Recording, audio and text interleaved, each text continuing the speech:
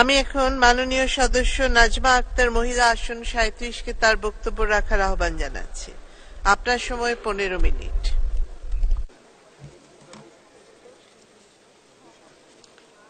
মাননীয় স্পিকার, আপনাকে ধন্যবাদ। আজকের এই অধিবেশনে সম্পূরক বাজেটের উপরে বক্তব্য রাখার সুযোগ প্রদান করার জন্য আপনাকে আন্তরিকভাবে ধন্যবাদ জানাচ্ছি। বক্তব্যের শুরুতেই আমি গভীর শ্রদ্ধাভরে স্মরণ করছি আমাদের হাজার বছরের শ্রেষ্ঠ বাঙালি, আমাদের বাঙালির অস্তিত্ব, বাংলাদেশের জাতির পিতা বঙ্গবন্ধু শেখ মুজিবুর রহমান সহ ১৯৭৫ সালের ১৫ই আগস্ট যারা শাহাদত বরণ করেছিলেন, সেই দেশীয় এবং আন্তর্জাতিক চক্রান্তকারী সেই সকল কুখ্যাত খুনিদের হাতে বঙ্গবন্ধু পরিবারের যে সকল সদস্যরা, বিশেষ করে বেগম ফজিলাতুন্নেসা মুজিব, বঙ্গবন্ধুর ৩ পুত্র এবং ছোট পুত্র শেখ রাসেল ১০ বছরের শিশু পুত্র সহ যারা নিহত হয়েছিলেন সেই কালো রাত্রিতে, তাদের আত্মার প্রতি আমি শ্রদ্ধা নিবেদন করছি। মাননীয় স্পিকার, আমি শ্রদ্ধা নিবেদন করছি ১৯৭১ সালের মহান স্বাধীনতা যুদ্ধে যারা এক সাগর রক্তের বিনিময়ে আমাদের এই স্বাধীনতাকে আমাদের কাছে দিয়ে গিয়েছেন, আমাদের এই দেশটাকে বাসযোগ্য করার জন্য যারা রক্ত দিয়েছেন, বঙ্গবন্ধুর নেতৃত্বে, বঙ্গবন্ধুর আহ্বানে সাড়া দিয়ে যে সকল মানুষ, যে সকল মুক্তিযোদ্ধা ভাইয়েরা শহীদ হয়েছেন, তাদের আত্মার প্রতি আমি শ্রদ্ধা নিবেদন করছি। আমি শ্রদ্ধা নিবেদন করতে চাই যে সকল মা বোনেরা পাকিস্তানি হানাদার বাহিনী এবং এদেশীয় দোসরদের, রাজাকার আল বদরদের দ্বারা যারা নির্যাতিত হয়েছিল, যারা সম্ভ্রম হারিয়েছিল এবং যাদেরকে হত্যা করা হয়েছিল, সেই সকল মা বোনদেরকে আমি গভীর শ্রদ্ধা ভরে স্মরণ করছি। মাননীয় স্পিকার, আমি স্মরণ করছি জাতীয় ৪ নেতা যাদেরকে পৃথিবীর সবচেয়ে নিরাপদ স্থান, সেই স্থানে অর্থাৎ জেলখানায় যাদেরকে নির্মমভাবে হত্যা করা হয়েছিল এবং যারা বঙ্গবন্ধুর আদর্শের অনুসারী ছিল, বঙ্গবন্ধুর যোগ্য সহচর ছিল, বিশ্বস্ত সহচর ছিল, তারা যখন সেই খুনি জিয়া এবং মোস্তাক চক্রের কথায় কর্ণপাত করছিল না, তাদের অফারকে প্রত্যাখ্যান করেছিল, সেই জন্য ৩রা নভেম্বর যে জাতীয় ৪ নেতাকে হত্যা করা হয়েছিল, তাদের আত্মার প্রতি আমি শ্রদ্ধা নিবেদন করছি। শ্রদ্ধা নিবেদন করতে চাই বিভিন্ন গণতান্ত্রিক আন্দোলনে এবং জননেত্রী শেখ হাসিনার ডাকে সাড়া দিয়ে ভোট ও ভাতের অধিকারে এবং আমাদের এই দেশ মাতৃকাকে রক্ষা করার জন্য যে সকল আমাদের ভাইয়েরা জীবন দিয়েছে, রক্ত দিয়েছে, আমাদের এই গণতান্ত্রিক ব্যবস্থাকে সচল রাখার জন্য, জননেত্রী শেখ হাসিনাকে শক্তিশালী করার জন্য, তার হাতকে শক্ত করার জন্য, যারা জননেত্রী শেখ হাসিনাকে বাংলাদেশের মানুষের দায়িত্ব নেওয়ার জন্য যারা নিরলস প্রচেষ্টা করেছেন, আন্দোলনে সংগ্রামে আত্মাহুতি দিয়েছেন, রক্ত ঝরিয়েছেন, তাদের প্রতি আমি শ্রদ্ধা নিবেদন করছি। মাননীয় স্পিকার, আমি যে সময় দাঁড়িয়ে আজকের এই পার্লামেন্টে বক্তৃতা করছি, এই সময়টিতে বাংলাদেশ আওয়ামী লীগের ২৫তম বাজেট, অর্থাৎ মহান মুক্তিযুদ্ধ নেতৃত্বকারী দল বাংলাদেশ আওয়ামী লীগ এবং তার নেতৃত্বে ২৫ বার এই সংসদে বাজেট পেশ করা হয়েছে। আর বঙ্গবন্ধুর যোগ্য কন্যা জননেত্রী শেখ হাসিনার নেতৃত্বে ২১ বার বাজেট পেশ করা হয়েছে।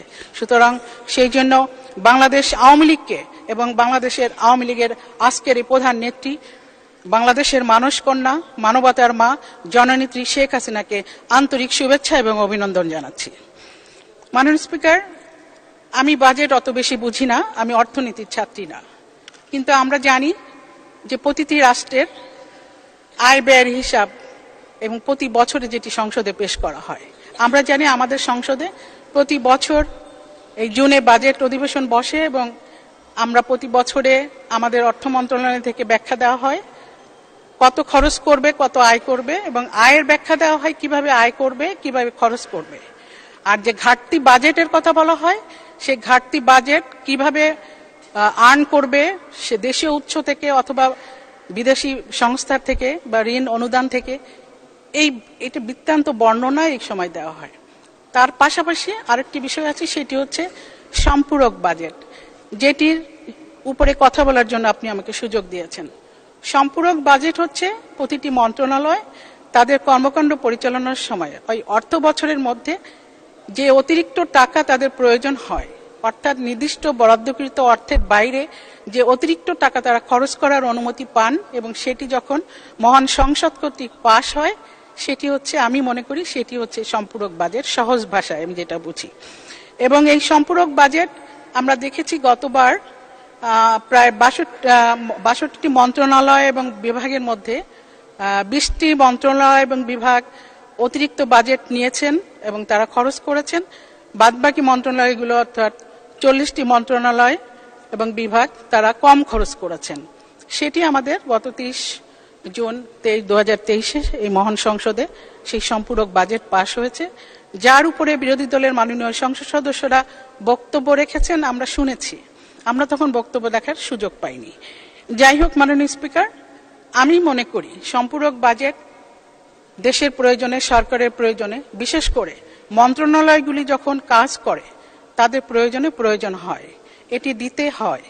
কিন্তু কিছু কিছু ক্ষেত্রে আমি অনুরোধ করতে চাই মাননীয় স্পিকার, আমরা যখন মনে করি যে যেমন বাণিজ্য মন্ত্রণালয় তাদের কর্মকাণ্ড পরিচালনা করছে, পাশাপাশি জননেত্রী শেখ হাসিনা যে সুরক্ষা, মানুষের সামাজিক নিরাপত্তা দেওয়ার জন্য দ্রব্যমূল্যের এই সময়ে, বিশেষ করে মূল্যস্ফীতির এই সময়ে সামাজিক নিরাপত্তা দেওয়ার জন্য যখন ওএমএস পদ্ধতি বা ট্রাক সেল যেটাকে বলা হয় সেটি চালু রাখা হয়েছে।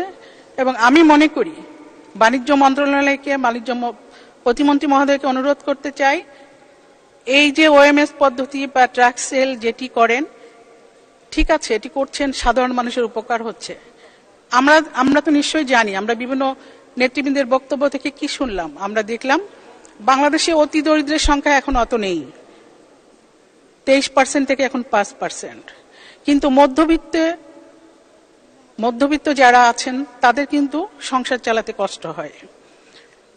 বৈশ্বিক এই পরিস্থিতি মোকাবেলা করে, আমাদের করোনা পরিস্থিতি মোকাবেলা করে, আমাদের বর্তমান অর্থনৈতিক যে অবস্থা, সারা বিশ্বের অর্থনৈতিক অবস্থায় একটু টালমাটাল, তারই মধ্য দিয়ে বাংলাদেশের আমাদের অর্থমন্ত্রী বাজেট দিয়েছেন এবং এই বাজেটে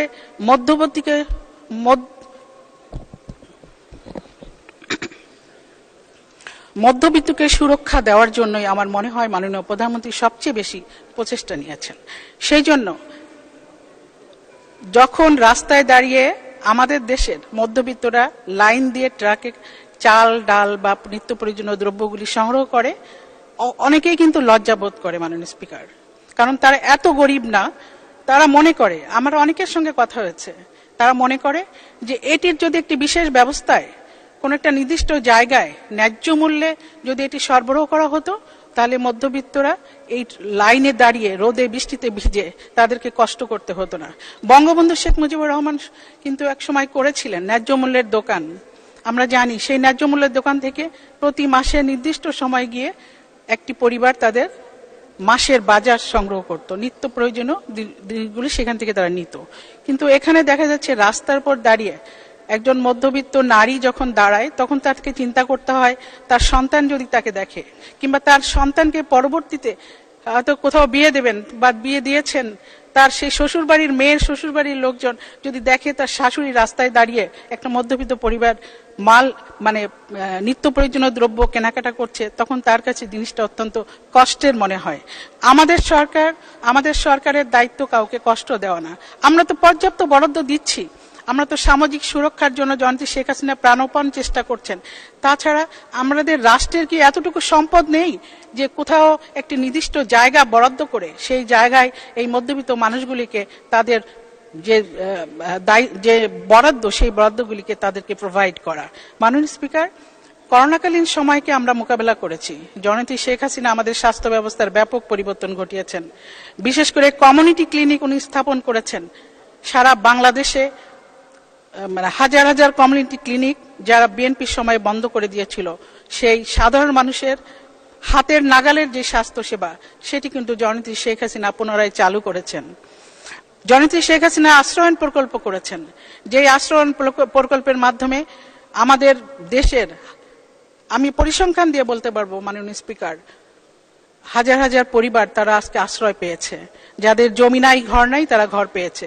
এখানে জমি এবং ঘর বরাদ্দ দেওয়া হয়েছে নারী এবং পুরুষ দুজনেরই নামে। এখানে নারীদের অর্থনৈতিক এবং সামাজিক যে তাদের পদমর্যাদা, যাদের মর্যাদা সেটা বৃদ্ধি পেয়েছে, নারীর অর্থনৈতিক ক্ষমতা বৃদ্ধি পেয়েছে। জননেত্রী শেখ হাসিনা অনেক সূক্ষ্ম চিন্তা করে এই দলিলটি হাজবেন্ড এবং ওয়াইফ দুজনের নামেই দিয়েছেন, কারণ আমাদের সমাজ ব্যবস্থায় নারীদেরকে অর্থনৈতিক এই সুযোগগুলি দেওয়া হয় না মাননীয় স্পিকার। সেই জন্য আশ্রয়ণ প্রকল্পের সকল অধিবাসীরা প্রথম এবং দ্বিতীয় প্রকল্পে অনেকে বরাদ্দ পেয়েছেন, আরো তৃতীয় প্রকল্পে প্রায় আরো 65,000 বা 66,000-এর মতো বরাদ্দের কাজ চলছে। জননেত্রী শেখ হাসিনার এই সকল প্রকল্প বাস্তবায়নের জন্য যদি কোনো মন্ত্রণালয়কে অতিরিক্ত বরাদ্দ দেওয়া লাগে, আমরা সেটা দিতে চাই এবং খুশি মনে দিতে চাই। তার জন্য এই আশ্রয়ণ প্রকল্পের মতো সমন্বিত পদক্ষেপ নিতে হবে। বিক্ষিপ্ত পদক্ষেপ নিয়ে সরকারের বদনাম না করে নির্দিষ্ট পদক্ষেপ নিয়ে একটি প্রজেক্টের আওতায় এনে আমাদের এই কাজগুলি করা উচিত মাননীয় স্পিকার। মাননীয় স্পিকার, আমি বলতে চাই বৈদেশিক কর্মসংস্থান মন্ত্রণালয়, যেখানে তার মাধ্যমে আমাদের শত শত না হাজার হাজার নারী মধ্যপ্রাচ্যে কর্মরত আছে এবং তারা বিভিন্ন সময় তারা যাচ্ছে এবং আসছে, কিন্তু আমরা কি দেখতে চাই, কি দেখতে পাই? আমরা দেখছি প্রতিনিয়ত খবরের পাতা খুললে আমরা দেখি সেখানেই নারী নির্যাতনের ঘটনা ঘটছে। মধ্যপ্রাচ্যে আমাদের দেশের নারীরা নিগৃহীতের শিকার হচ্ছে, সেখানে বাংলাদেশের মন্ত্রণালয়গুলি তাদেরকে যদি সুরক্ষা দেওয়ার ব্যবস্থা করে, আশ্রয় দেওয়ার ব্যবস্থা করে এবং পরবর্তীতে যারা এর সঙ্গে জড়িত, যারা এই সকল নারীদেরকে পাঠিয়েছে কিন্তু নির্দিষ্ট জায়গায় নির্দিষ্ট চাকরিতে না পাঠিয়ে তাদের দিয়ে তাদের শ্লীলতাহানি কিংবা তাদের যে অমানবিক টর্চার সেটি করা হচ্ছে, সেটি বন্ধ করার জন্য যদি বৈদেশিক কর্মসংস্থান মন্ত্রণালয়কে অতিরিক্ত বরাদ্দ দেওয়া প্রয়োজন হয়, আমরা সেটা দিতে রাজি। মাননীয় স্পিকার, আমরা দেখেছি কৃষি মন্ত্রণালয়ে আমার স্ট্যান্ডিং কমিটির মিটিং ছিল, আমাদের সম্মানিত সভাপতি একটু আগে বক্তব্য রেখেছেন। কৃষি মন্ত্রণালয়ের সম্পূরক বাজেট সবচেয়ে বেশি পেয়েছে, আর সংস্কৃতি মন্ত্রণালয় সবচেয়ে কম বাজেট সম্পূরক তারা নিয়েছে। সুতরাং কৃষি মন্ত্রণালয় নিশ্চয়ই ভালো কাজ করছে, তারপরেও ভালো কাজ করছে বিদায় আমাদের খাদ্যের ঘাটতির দেশ থেকে জননেত্রী শেখ হাসিনার খাদ্য উদ্বৃত্তের দেশ হিসেবে আজকে পরিণত হয়েছে। সেই খাদ্যের উদ্বৃত্তের দেশে স্মার্ট অর্থনীতি এবং স্মার্ট অর্থনীতির সাথে যদি স্মার্ট কৃষি সংযোজন করতে হয়, সেই ব্যবস্থাকে পাকাপোক্ত করতে হয়, চলমান করতে হয়, তাহলে কৃষি ব্যবস্থাকে আরো বেশি আধুনিকরণ করতে হবে। আমরা আজকে দেখেছি মিটিংয়ে অনেক কিছু আমরা শুনেছি, আমাদের এখানে অনেক অডিট আপত্তি ছিল, কৃষি মন্ত্রণালয়ের অনেক জবাব আমরা পাইনি, কিন্তু সেখানে আমরা দেখেছি অনেক কিছু অব্যবস্থাপনা আছে, যে অব্যবস্থাপনাগুলো দূর করতে হবে মাননীয় স্পিকার। অনেক যন্ত্রপাতি কেনা হয়েছে, যে যন্ত্রপাতি কোনো কাজে আসছে না, সেগুলি কেন কেনা হয়েছে, সেগুলির উপর অডিট আপত্তি আছে। এইগুলিকে ভবিষ্যতে যাতে আমাদের স্মার্ট অর্থনীতি গড়ার জন্য এইগুলি যাতে না হয়, সেই জন্য এই মন্ত্রণালয়গুলিকে লক্ষ্য রাখতে হবে মাননীয় স্পিকার। মাননীয় স্পিকার, সংস্কৃতি বিষয়ক মন্ত্রণালয় সবচেয়ে কম বাজেট খরচ করেছে।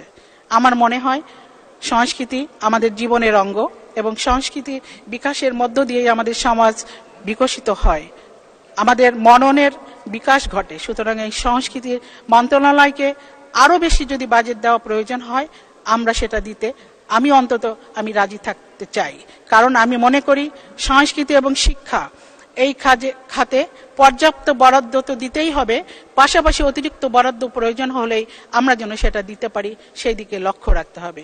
মাননীয় স্পিকার, লিখে নিয়েছিলাম অনেক কিছু, কিন্তু আসলে আমি লিখে দেখা বক্তব্য দিতে পারি না, সেই জন্য পরিসংখ্যানগুলি বলতে পারলাম না। আরো কিছু বিষয় আছে মাননীয় স্পিকার।